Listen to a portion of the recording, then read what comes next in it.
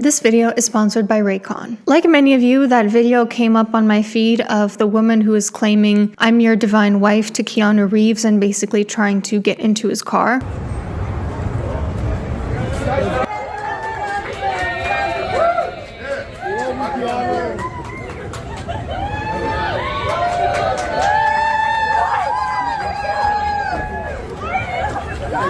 Look.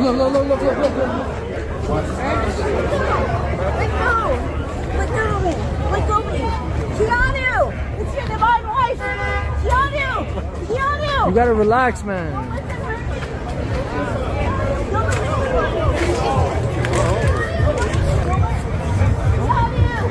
You guys need a restraining order on this one. Yo, why are you bugging out?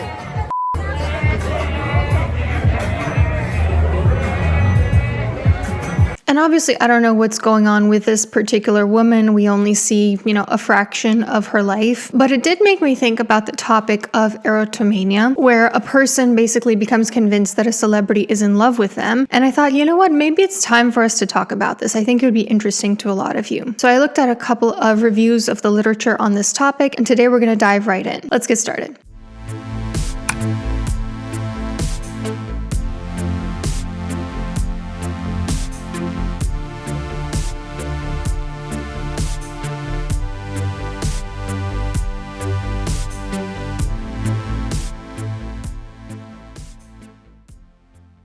So erotomania was a syndrome that was first described by de Clerambault in 1885, referring to women who were delusionally convinced that a higher status man was in love with them. It was also called the de Clerambault syndrome. Originally, the object of these women's affection was often powerful men, like priests and doctors. But references of erotomania have existed even before that. For example, in the 16th century, it was referred to as insane love. Today, erotomania is defined as the delusional belief that someone of higher social or professional standing is in love with you and meant to be with you.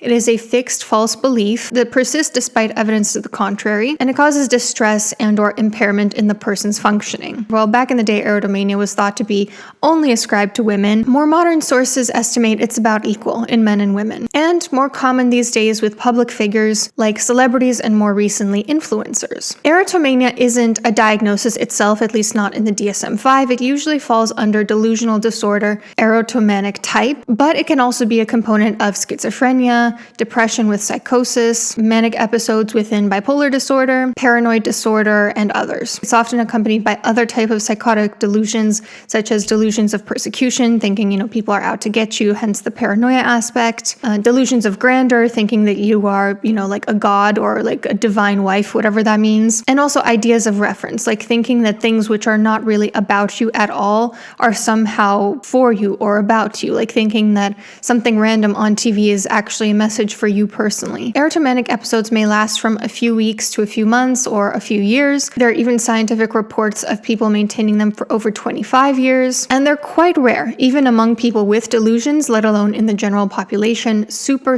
rare phenomenon. Erotomania has been noticed across cultures. Some secondary themes that people with erotomania think are obvious include that their love object cannot obtain happiness without them, that their love object cannot be complete without them, that their love object is free or available, or if they happen to be in a relationship, that relationship is actually null and void. So there's not really a lot of logic involved. You can't really reason with people. If you tell them, hey, listen, this person's literally married to somebody else, they think, that's a sham, or that's not true, I'm actually their true soulmate. Originally, de Clerambault theorized that there are two types of women with erotomania. One cluster was women who were shy, dependent, unpredictable, and sexually inexperienced, and the other was a group of women who were healthier, more aggressive, impulsive, and sexually active.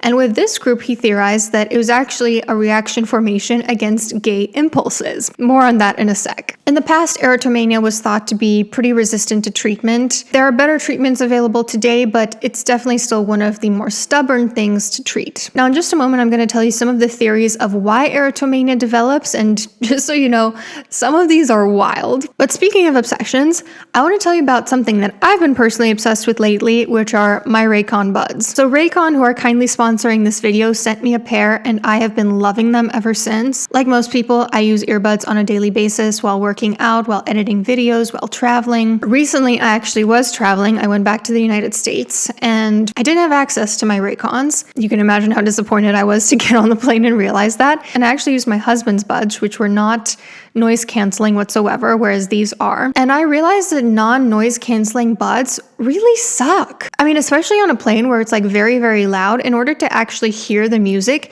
you have to pump up the volume super high, which is obviously not good for your auditory health. So the fact that they have noise cancellation is super important. I also love the color options. I got the rose gold ones with the ocean themed case. I think it's super cute. The Everyday Earbuds Classic have a lot of other awesome features too. So like I said, they do have noise cancellation, but they also have awareness mode where you can hear what's going on around you. Like if you're going for a walk and you want to make sure that you hear traffic. They're a super ergonomic fit, like they stay on even while you're working out. They charge really quickly. Only 10 minutes of charging this leads to 90 minutes of use. And with the case, they have up to 32 hours of battery life. They also have multi-point connectivity, so you can pair with 2 devices at the same time. These are already a favorite for over 3 million customers. It's top tier quality for affordable pricing. Plus they come with a 30-day happiness guarantee, so if you're not satisfied with them, it's no skin off your back. The most exciting part is that Raycon is currently having a Black Friday and Cyber Monday sale, so everything's up to 30% off. Click the link in the description or head to buyraycon.com/Dr. Anna, that's DRANA,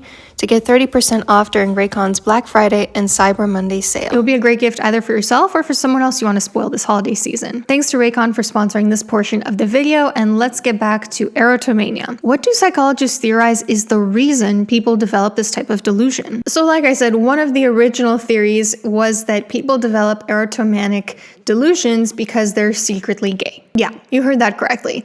They have repressed their homoerotic urges and they're trying to defend those urges by having this intense delusion that a celebrity is in love with them. I'm skeptical of this, and the research definitely has not confirmed it to be true. A much more common reaction to repressed homoerotic urges is usually homophobia, like those politicians who will like rally really hard against gay rights, and then it turns out that they were gay all along. So that theory was a little cuckoo. Another theory is that erotomania is sort of a regression, a fantasy back to the blissful union between infant and mother in the first few months of life. So presumably some sort of like stressful event would cause this person to want this intense connection and attachment to another person where they almost feel like they are one. It's possible.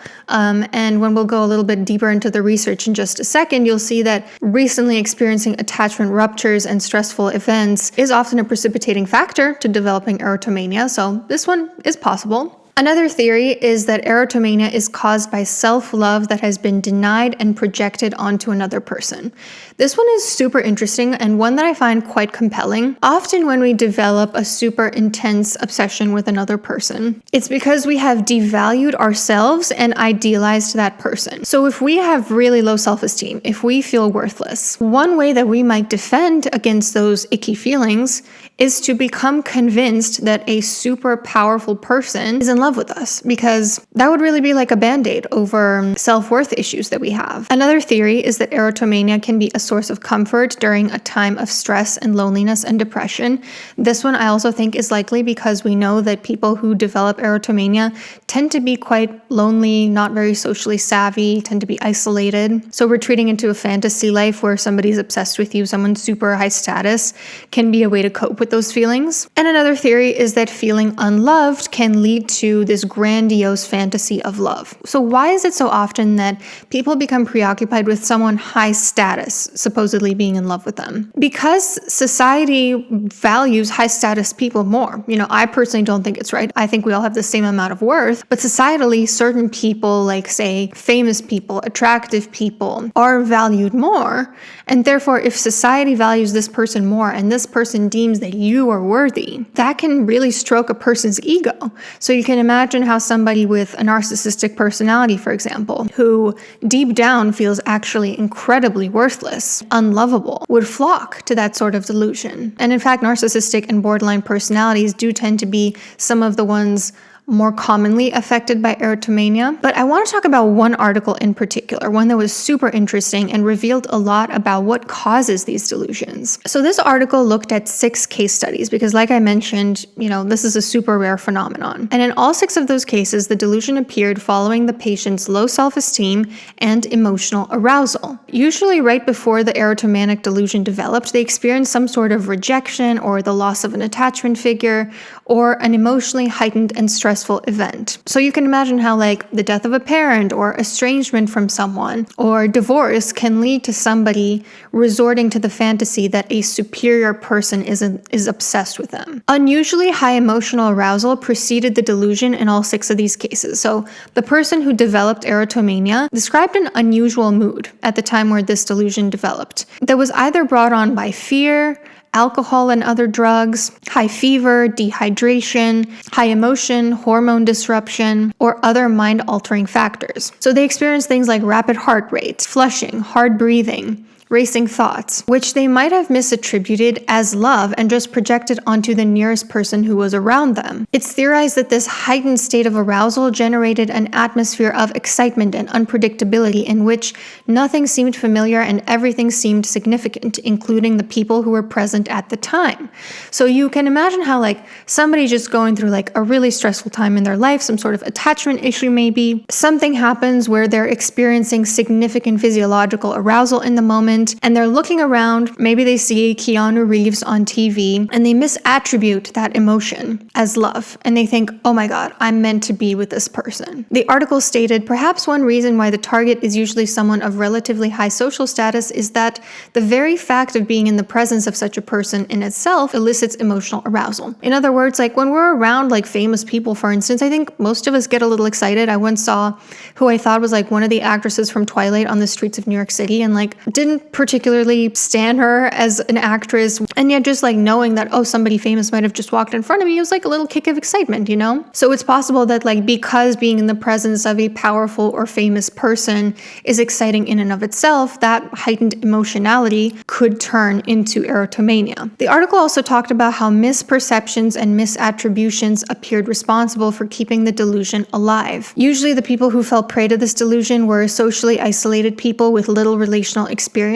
so they were blind to clues that their fantasy wasn't actually true. For example, they might misinterpret ambiguous facial expressions as a sign that the other person is in love with them, or if a celebrity is just waving at a crowd, they might think that that's a sign that they love them specifically. These people tend to have what's called the egocentric bias, which is the assumption that everything that happens is in reference to us instead of, say, factors unrelated to us, like that person feeling nervous or wanting to be friendly or whatever it may be. Also, intentionality bias makes neutral objects in the environment appear like a personal message. People prone to referential thinking have a strong cognitive bias against evidence that might disconfirm their beliefs, which makes changing their beliefs very difficult even when presented with evidence to the contrary. Now, since the patients in the study were isolated, there was little chance for the delusion to be challenged, because many isolated delusion-prone people struggle to put themselves in another person's shoes. They may end up making assumptions based on wishful thinking rather than fact. And isolation also allows the delusion to take root. No one's around to question it, so everyday events are interpreted as evidence of the target's love. One example from the article was door knocks being interpreted as a love message in Morse code. Interestingly, the delusion provides a sense of well-being to people who experience it, and that likely contributes to why it's so resistant to treatment and why people delay seeking help for it. The article talks about how there's a powerful secondary gain that gives zest and meaning to life. The psychological payoff from the delusion is so great that when the delusion wanes, depression and even suicide can ensue. For example, E herself when she understood, after being treated with antipsychotic medication, that Prime Minister Trudeau did not, after all, love her. Remember, when a person develops a delusion or some other sort of really strong defense mechanism, it's because their psyche is trying to protect them from not being able to handle the truth. So if you suddenly rip that defense mechanism off that person, it can be brutal. It can be life-threatening. Defense mechanisms that mess with a person's sense of reality are obviously not healthy, but always they serve a protective function. So the authors conclude, in sum, erotomanic delusions are aroused in individuals who perceive themselves as as socially rejected and who have been made susceptible by a variety of experiences and cognitive tendencies. The arousal takes place at a time or place believed to bear personal significance and during a period of atypical for the person's mood. It is maintained by social isolation and reinforced by the good feeling that it provides. And in terms of recommendations for treatment, they recommend figuring out what's causing and maintaining the delusion for the specific individual, providing social support, increasing their self-esteem, and gradually correcting the cognitive biases that are keeping the delusion in place. Now, obviously, this is a really intense topic, I think, because when we see something like that footage of the woman wanting to violate Keanu Reeves' personal space, I think most of us get really angry that somebody would do that they would violate another person's rights like that. But obviously people who experience erotomania are deeply unwell. They're deeply sick. They are, in most cases, psychotic. And this delusion is protecting against a very deep wound that their psyche has deemed they are not equipped to deal with. And so it's really tricky because on one hand, you want to balance compassion for them with not excusing behaviors that are not okay, still having consequences for stalking and harassment behaviors that can very often come up with erotomania. So let me know how you're metabolizing all of this because, like I said, it's kind of a tricky one to navigate. And also don't forget to check out Raycon if you're looking for some really awesome earbuds this holiday season. And I will see you in the next one. Tell me what you need, tell me what you need, tell me what you need, tell me.